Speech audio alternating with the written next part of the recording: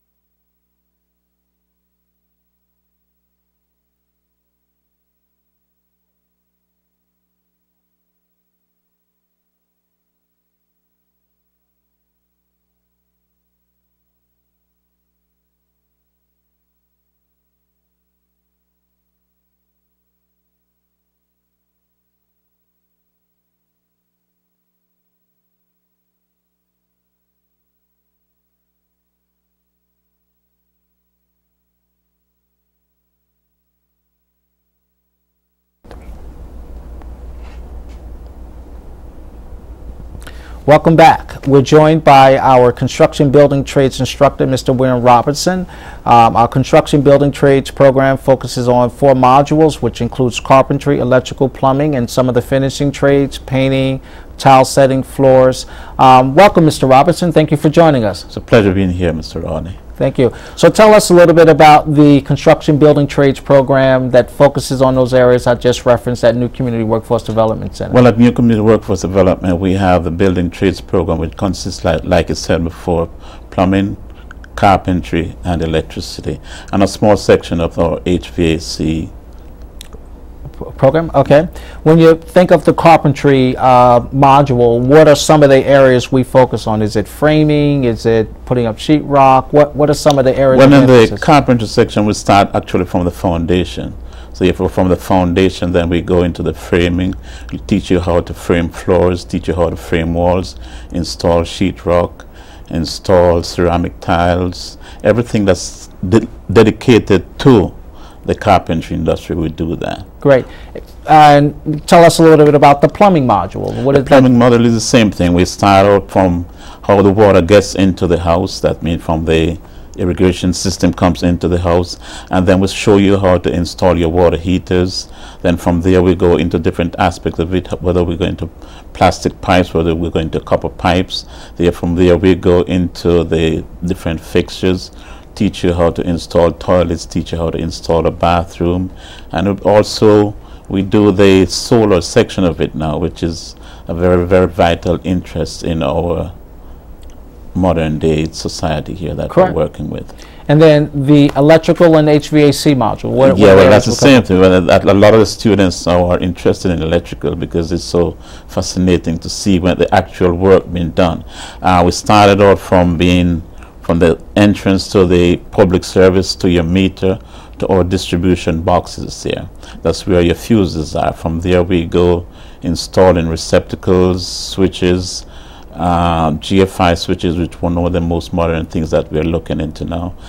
We install lights, we install ceiling fans, teach you how, and we also do the troubleshooting aspect of these.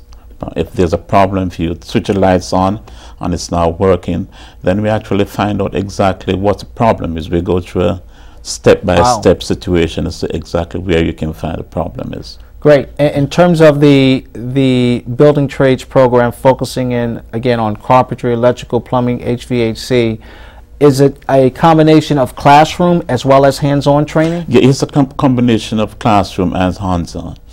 We started out in the morning time, which is the classroom section of this. And this where we go through the different aspects of it, the safety aspect of it, the math, and also in the afternoon then we have our hands-on experience where what you learn in the morning time, then you actually have the opportunity to do that in the afternoon. The hammering, the nailing, anything inside it. We have power tools, whether it's going to be a actuated power saw, whether it's going to be a miter saw, whether it's going to be a framing gun, everything that the modern society uses right now in the trades, we have it in our shops here. And what's some of the projects the building trade students have completed thus far? Well, we are located at 210 West Bigelow Street, and when we went there, it was just an open space. And if the students have an opportunity now, you can see we build up an entire building there. Inside there, we have everything that's inside there. And that building has a plumbing area. It's been outfitted. It's framed. It's a ceiling. So describe the actual building that was built. Well, the building that's there now, we have a small section there that has a little bathroom, which entails a toilet. And the next section we have a shower. And we also have another section there which shows you the kitchen there where we put in our basin for the kitchen. The electrical panel is there. And well, of course, the framing is there. We can see that. We also do roofing inside here, so you can actually see a roofing being installed inside there. Wow. So what makes a good student? You're, as an instructor, what are some of the characteristics you look for in a good student? One of them, they have to be on time, because the industry here, and you have to, when I say on time, you have to be there like 7 o'clock in the morning. And I hope we started bringing back our 7 o'clock programs in the morning, where we used to start at 7 o'clock. But you have to be on time. You have to know exactly a little bit of measurements. The mathematics is the key component there. You have to be able to measure, and you have to be able to, the safety aspect of it is of vital importance, because once you're on a ladder, you have to know how to set up a ladder. You don't want to go up there and then you fall, because that would take us a lot of time. Correct. So therefore, all of this, we teach them exactly how to do that. And one of the areas of interest for us and our students will have the OSHA 10 construction safety certification. Yeah, that's another part of this program here, is that at the end of it, we do our OSHA 10 certification there. So therefore, the student will be able to take that exam from the OSHA people. And as our students go through the building trades program and have a sense of all of those areas that were referenced, carpentry, electrical, plumbing, HVAC, and the finishing trades, how ready are they for employers? They're pretty ready, because what's happening is that New Community is a large corporation, so therefore once we teach them in the shop, and then they have the experience and the hands-on experience after in the afternoon time, then sometimes we actually go into various sections within New Community and do actual work there for them. So therefore they are pretty ready for employment there. And also with our advisory committee, Correct. right, you see, we have people on the outside here who advises us as exactly the different trends in the building trade. So yeah, and as you mentioned, the advisory committee, a little more about that in terms of the committee consists of employers who provide insight and guidance on our program curriculum. So tell the audience in 10 seconds a little about that advisory committee. The advisory committee is made up of a plumber, a carpenter, an electrician from the outside force, who gives us the actual everyday technique as to what they need inside for the program. In the building trades program. So thank you, Mr. Robinson, for joining us to tell us about our building trades program. And we welcome those who are interested in learning more about our building trades program. If you have an interest in learning about the construction industry with those respective areas, we encourage you to sign up. Again, our address is 274 South Orange Avenue in Newark. We can be reached online at www.newcommunity.org, and you can contact us directly at 973-824-6484. We also welcome and encourage those who are interested to like us on Facebook at New Community Workforce Development Center. And as you see, the work we do is connected to employers, it's connected to what the industry needs are, and really giving our students the credentials, skills, and training to be productive workers. So we encourage those who are interested to sign up and learn more about New Community Workforce Development Center Building Trades Program. Thank you. Thank you very much.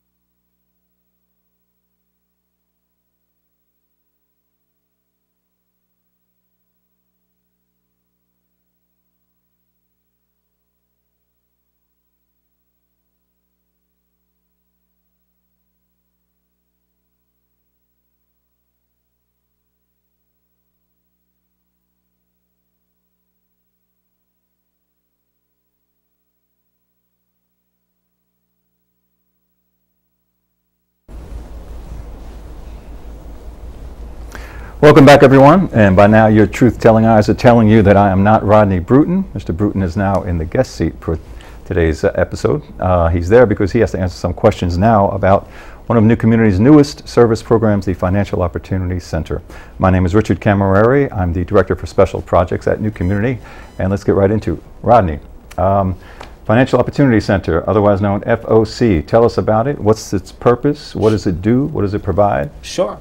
So the Financial Opportunity Center is a natural outgrowth of the work we do with workforce development and with our vocational, post-secondary vocational programs, by offering our students the opportunity to have quality financial services and financial literacy support as they go through their programs and, more importantly, get a job. The FOC has three distinct roles. It's a financial coach who provides direct one-on-one financial counseling, workforce development and job training with the job developer, and an income support person to help students with services that they need as they go through the program.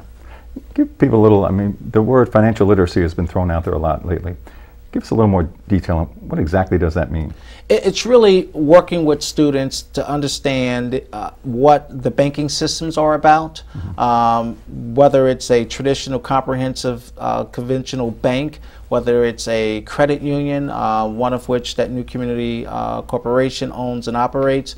It's really helping students financially understand how to establish credit, how to improve their credit, what resources are available to support them financially, utilizing some of the literacy services and supportive services provided throughout FOC. All right, so we help people credit cleanup, credit repair, all that stuff? Correct. What are the broader implications of the Financial Opportunity Center in terms of the services it provides people and other programs around the city that are happening right now that are focused on hiring, on wealth development, that sort of thing? Correct. I mean, the FOC is supported by LISC, the Greater Newark LISC office here in the area, and we're joined by the Urban League and Ironbound Community Corporation.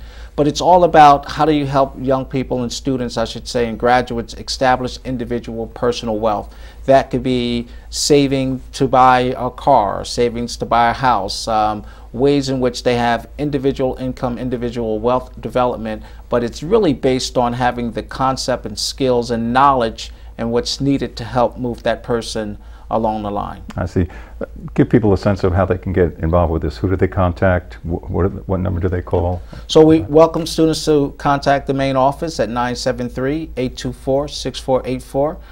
We have a full-time financial coach, job developer, income support person, and we work with job seekers and those that are interested in improving themselves financially through all of the services that are available through the Resource Center and Financial Opportunity Center. And eligibility, anyone can? Is there an age issue? You have to be over a certain age, or what's? No, there are no eligibility requirements, no residency requirements. We work with job seekers and our students, and NCC employees are encouraged to access our FOC and Financial Opportunity Center. Okay, great. Well, it's an invaluable addition to workforce development's services.